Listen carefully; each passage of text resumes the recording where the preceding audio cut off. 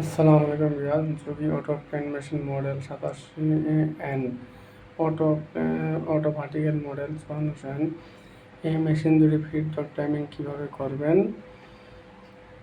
তাই আর দেরি না করে চলুন ভিডিওটি শুরু করি।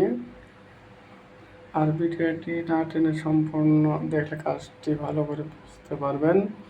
আর এই ভিডিওটি ভালো লাগলে অবশ্যই লাইক, কমেন্ট, সাবস্ক্রাইব করুন। এখন যে অংশটি দেখতে পাচ্ছেন এটি একটি ফিডব্যাক টাইমিং। আসলে ফিডব্যাক টাইমিং এখনো ঠিক নাই। আমরা এটি ঠিক করব, কিভাবে ঠিক করব তাই চলুন দেখি। এটি একটি ফিডব্যাক ক্যাম।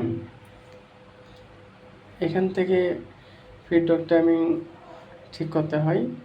এটি মুভ করে ফিডব্যাক টাইমিং ঠিক করব এবং মুভ করব আর আমরা ঘুরিয়ে ঘুরিয়ে দেখব।